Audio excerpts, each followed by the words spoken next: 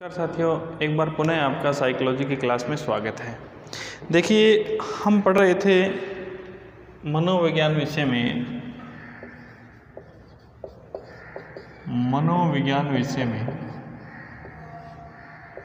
शिक्षा मनोविज्ञान की विधियों के बारे में अध्ययन कर रहे थे। शिक्षा मनोविज्ञान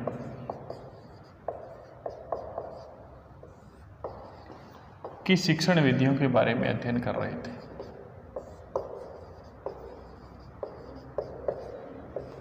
शिक्षण विधियों के बारे में हम अध्ययन कर रहे थे। हमारे पास जो विधियां निकल करके आई थी वो दो निकल करके आई थी। उनमें से हमने दोबारा से मैं आपको एक दो विधियां और जोड़ करके उसमें चर्चाएं कर रहा हूं। एक तो हमारे पास थी आत्मनिष्ठ विधियां।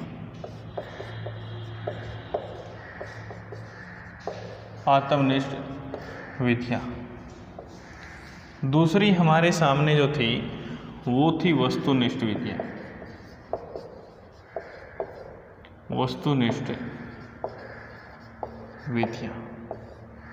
दो विधियों में रखा जाता है, एक आत्मनिष्ठ विधियां, दूसरी वस्तुनिष्ठ विधियां। आत्मनिष्ठ विधियां हैं, उनमें देखिए हमारे सामने जो विधि थी वो थी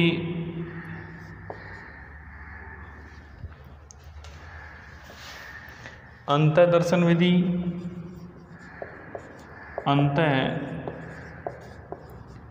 दर्शन विधि। और दूसरी जो थी इसमें हमारे सामने वो थी गाथा वर्णन विधि। दो विधियों को रखा गया था इसमें। वस्तुनिष्ठ विधियों की अगर हम बात करें तो इसमें देखिए हमारे सामने है वो है प्रयोगात्मक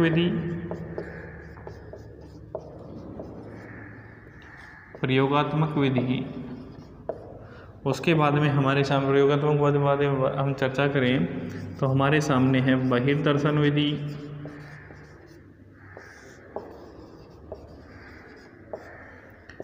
और जीवन इतिहास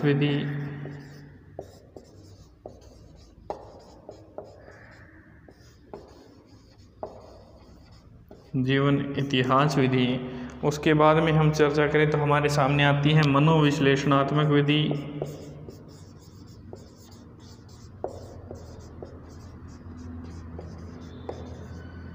ये पहले नहीं करवाई थी, मनोविश्लेषणात्मक विधि। और मनोविश्लेषणात्मक विधि के बाद में अगर हम चर्चाएं करें साथियों इसमें तो हमारे सामने आती है उपचारात्मक विधि।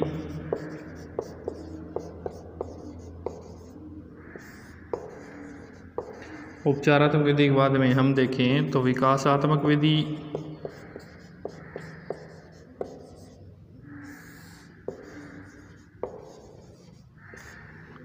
उपचारात्मक विधि, विकासात्मक विधि और साक्षात्कार जो हम कल चर्चाएं कर रहे थे वो थी हमारे सामने साक्षात्कार विधि।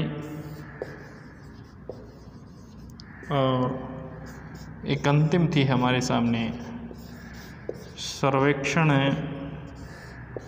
या निरीक्षण विधि। एक और भी अगर हम जोड़ें तो हमारे सामने है सांख्यिकी विधि।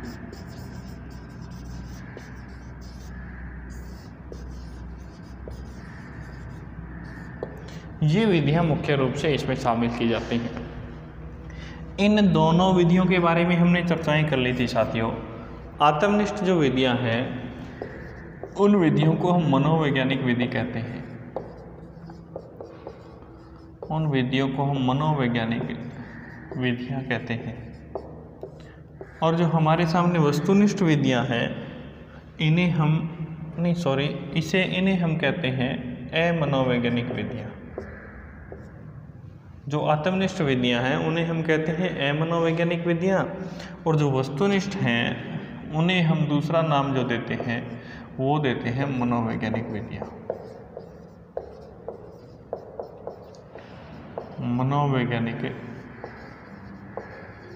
विधियां। इनमें से देखिए हम कल चर्चाएं कर रहे थे वो इस विधि के बारे में कर रहे थे, साक्षात्कार विधि के बारे में। साक्षात्कार विधि के बारे में दोबारा से आप लोगों को बता देता हूं कि साक्षात्कार विधि क्या है। इन विधियों की आवश्यकता कब पड़ी, ये बात थोर्नडाइक सिद्ध करता है साथियों। थोर्नडाइक ने माना था, थोर्नडाइक के अनुसार जब हम पढ़ते हैं, थोर्नडाइक के अनुसार जब हम करते हैं तो देखिए थोर्नडाइक कहता है, थोर्नडाइक की एक बात है, एडवर्ड ली थोर्नडाइक, एडवर्ड ली थोर्नडाइक अमेरिका का निवासी था साथियों थोर्नडाइक, और इसे शिक्षा मनोविज्ञान का जनक कहा जाता है, शिक्षा मनोविज्ञान का जनक कहा जाता है।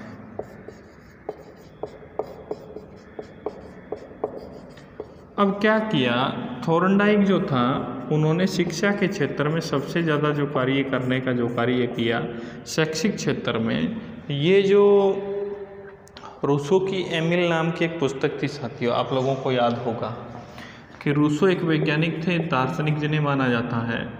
रूसो जो थे शिक्षा के बारे में चिंतित थे, शिक्षा के बारे में सोचने वाले थे, बालक और बालिकाओं की शिक्षाओं के बारे में अध्ययन किया था।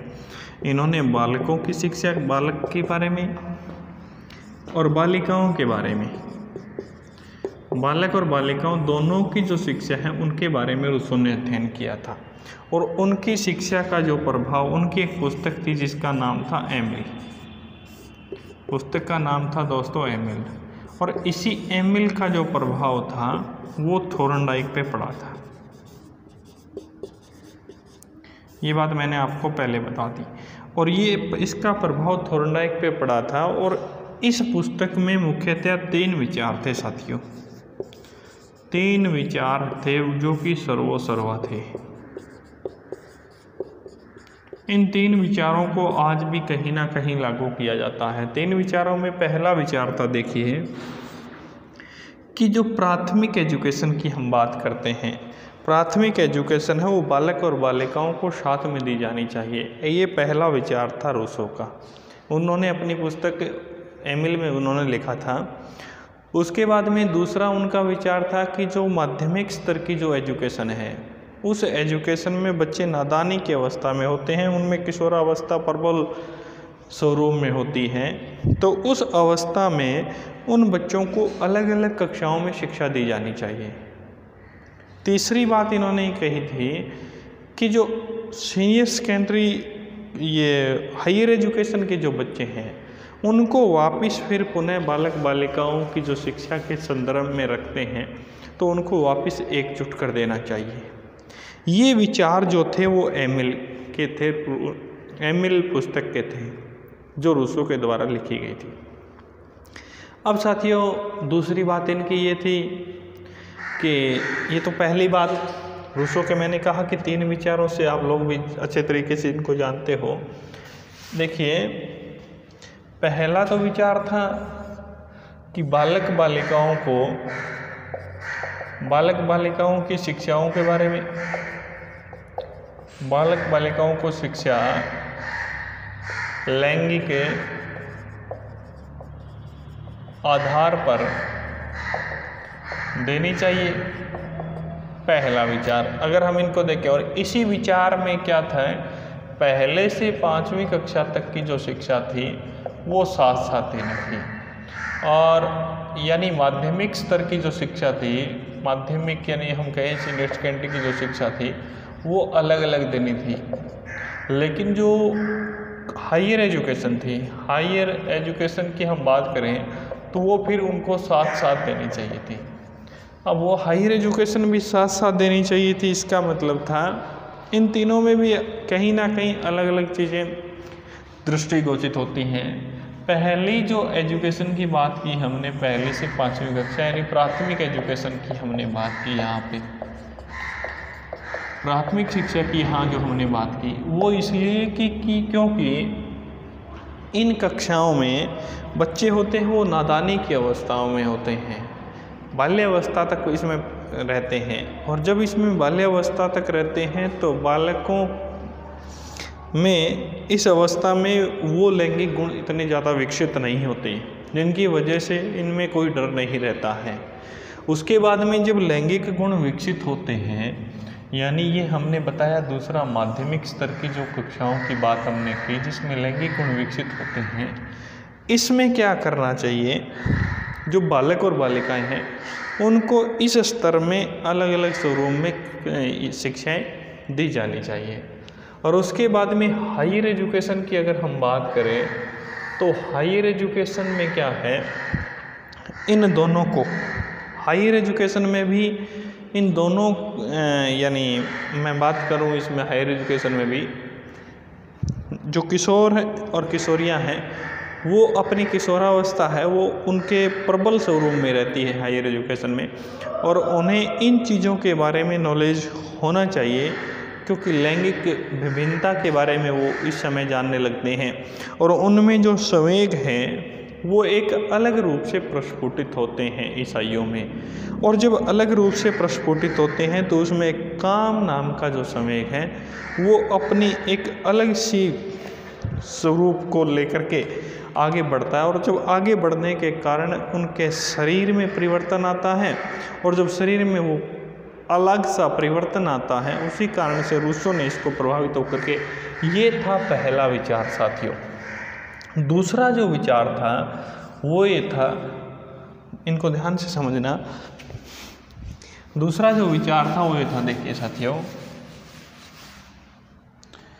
कि बालक, रूसो की एमिल पुस्तक का दूसरा विचार, मैंने कहा 3 विचार इन्होंने दिए जिनका प्रभाव किसके ऊपर पड़ा था, 3 विचार मैं यहाँ लिख देता हूँ। 3 विचार जो एमिल ने दिए उनका प्रभाव किसके ऊपर पड़ा था, थोर्नडाइक पर। दूसरा इनका विचार था कि बालक एक पुस्तक के समान है, बालक एक पुस्तक के समान है जिसे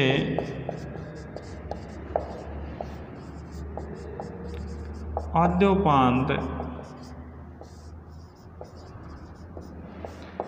पढ़ना चाहिए। दूसरा विचार था साथियों, इसमें एक शब्द दिया है आद्योपांत। आद्योपांत का अर्थ है शुरू से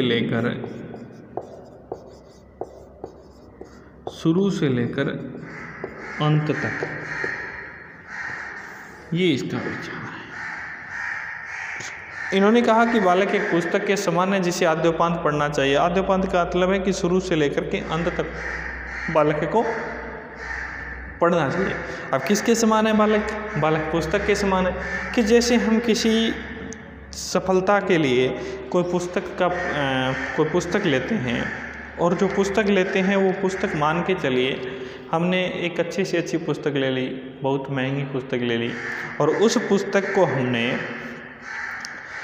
उसका हमने एक भी पेज नहीं पढ़ा, तो आप ये कह सकते हो निश्चित रूप से, क्या उस पुस्तक के पढ़े हुए प्रयास से हमें निश्चित रूप से सफलता मिल जाएगी?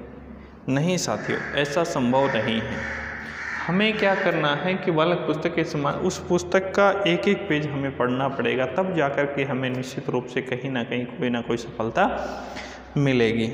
उसके बाद में देखिए साथियों, तीसरी जो बात थी वो बहुत ही इम्पोर्टेंट थी, जिससे बहुत से लोग आज उसको सही तरीके से समझ नहीं रहे हैं। उनका विचार था कि बालक और बालिकाओं की शिक्षाओं में, बालक और बालिकाओं की शिक्षा में, बालक और बालिकाओं की शिक्षा में बालकों को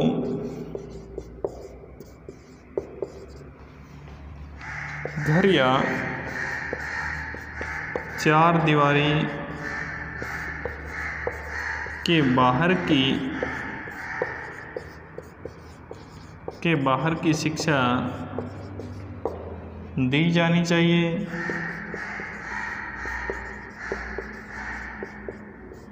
जबकि बालिकाओं को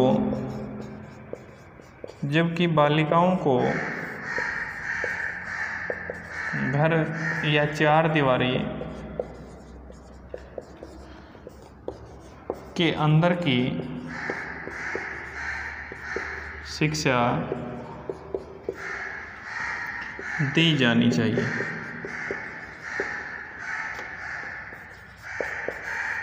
ये विचार थे साथियों। बालक और बालिकाओं की शिक्षा में बालकों को चार दीवारी के बाहर की शिक्षा, जबकि बालिकाओं को चार दीवारी के अंदर की शिक्षा दी जानी चाहिए।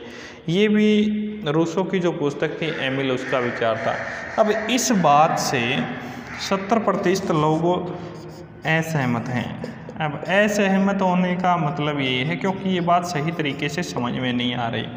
अब यहाँ रूसो का मतलब ये नहीं था कि बालिकाओं को पढ़ाया नहीं जाए, बालिकाओं को घर के अंदर रखा जाए, ये मतलब नहीं था उनका।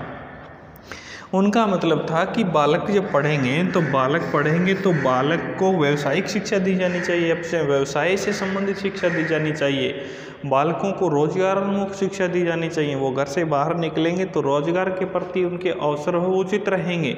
जबकि बालिकाओं की जो शिक्षा की बात उन्होंने की तो उन्होंने कहा कि बालिकाओं की जो शिक्षा है घर के चार दीवारी के अंदर की शिक्षा दी जानी चाहिए, ताकि वो घर के कार्यों में, घर के संपूर्ण कार्यों में अपने आप को विकसित कर सके। ये जो 3 विचार थे रूसो की पुस्तक के, वो बहुत ही सर्वमान्य थे, जो आज भी लागू होते हैं हमारे स्वरूप में अगर हम देखें तो ये बालक और बालिकाओं की शिक्षाओं को इन्होंने इस दृष्टिकोण से जोड़ा। और हमने यहाँ पे बात की थी थोर्नडाइक पे, और थोर्नडाइक के बारे में मैंने एक बात बताई थी, ये बात चली थी हमारी शिक्षा मनोविज्ञान से, कि एडवर्ड ली थोर्नडाइक अमेरिका के जो शिक्षा मनोविज्ञान का जनक, अमेरिका में सबसे पहले शिक्षा मनोविज्ञान के बारे में बताने वाले विद्वान जो थे वो थोर्नडाइक थे। इसके बाद में अगर शैक्षिक स्वरूप में इन्हें प्रथम शैक्षिक मनोवैज्ञानिक माना जाता है। थोर्नडाइक को प्रथम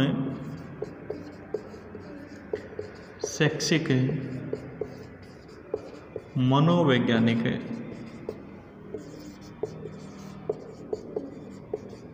थोर्नडाइक को माना जाता है। इसके बाद में हम प्रथम शैक्षिक मनोवैज्ञानिक के बाद की अगर हम बात करें तो आधुनिक युग की महान शिक्षिका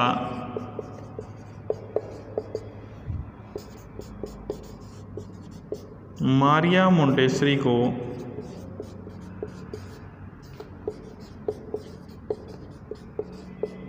माना जाता है। आधुनिक युग की महान शिक्षिका मारिया मोंटेसरी को माना जाता है। ये स्वरूप रहा है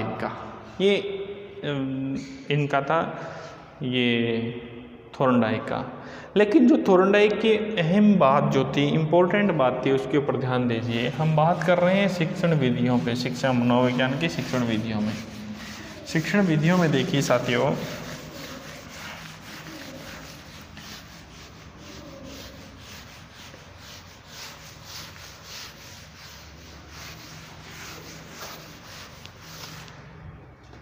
ये वापस लिख देता हूँ मैं।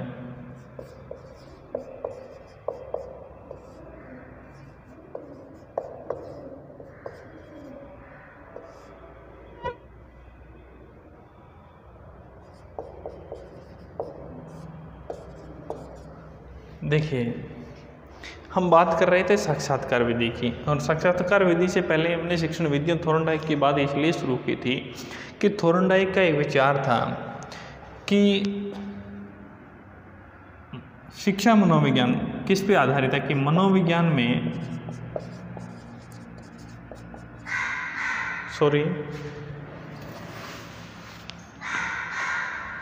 थोर्नडाइक ने कहा था कि मनोविज्ञान में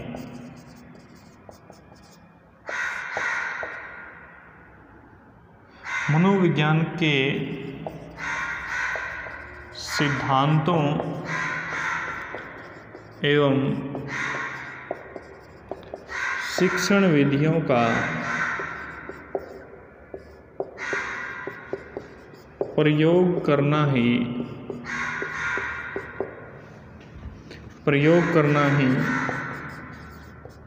शिक्षा मनोविज्ञान है।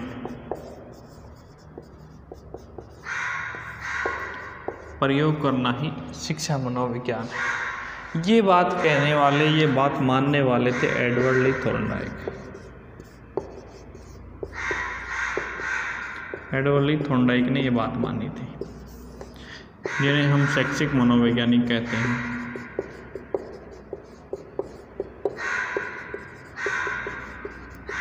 अब देखिए हमारे सामने जो सिद्धांत हैं उन सिद्धांतों की तो हम चर्चाएं कर रहे हैं।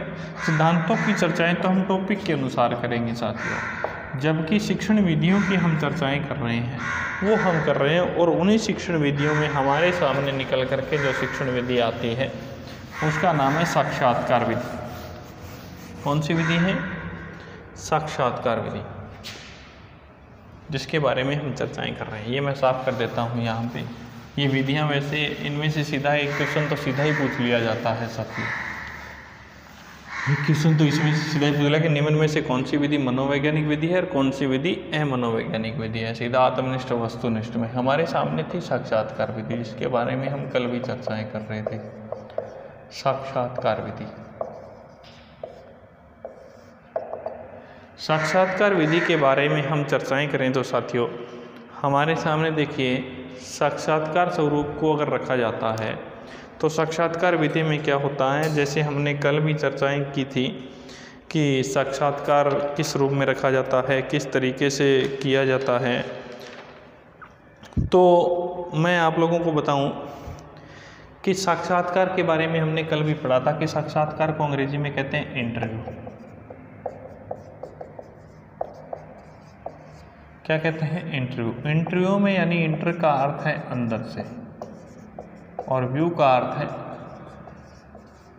प्रदर्शित करना, अंदर से प्रदर्शित करना। अर्थात इनमें क्या है कि हमारे जो आंतरिक जो विचार हैं, हमारे क्या हैं जो आंतरिक विचार हैं, उन विचारों को प्रदर्शित करना ही हमने क्या कहा था? इंटरव्यू कहा था। अंदर से प्रदर्शित करना, किन्हें प्रदर्शित करना? विचारों को प्रदर्शित करना, विचारों को प्रदर्शित, हमारे आंतरिक जो विचार हैं उनको प्रदर्शित करना है। अब हमारे सामने क्या हुआ था कि साक्षात्कार दो प्रकार का मानते हैं। कितने प्रकार का मानते हैं ये यहाँ लिख देता हूँ एक साइड में कि साक्षात्कार विधि के बारे में हम अगर पढ़ते हैं, साक्षात्कार विधि, साक्षात्कार को हमने कहा इंटरव्यू। इंटरव्यू का अर्थ है अंदर से बाहर प्रदर्शित करना। किनको प्रदर्शित करना? विचारों को प्रदर्शित करना। साक्षात्कार, साक्षात्कार कितने प्रकार का होता है ये देखिए। साक्षात्कार मुख्यतः दो प्रकार का होता है। साक्षात्कार मुख्यतः कितने प्रकार का होता है? दो प्रकार का होता है। और दो प्रकार का कौन सा? हमने कल भी चर्चाएं की थी। एक तरफ तो कहते हैं प्रमाणित साक्षात्कार, प्रमाणित साक्षात्कार, और दूसरी तरफ जो है वो है अप्रमाणित साक्षात्कार। प्रमाणित साक्षात्कार और अप्रमाणित साक्षात्कार। प्रमाणित साक्षात्कार जो है साथियों, एक तरफ तो प्रमाणित है, दूसरी तरफ अप्रमाणित साक्षात्कार है। प्रमाणित साक्षात्कार है उसे कहते हैं हम नियंत्रित साक्षात्कार। क्या कहते हैं? नियंत्रित साक्षात्कार।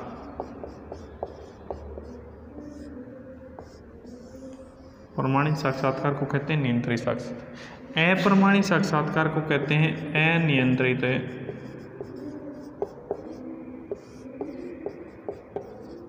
साक्षात्कार।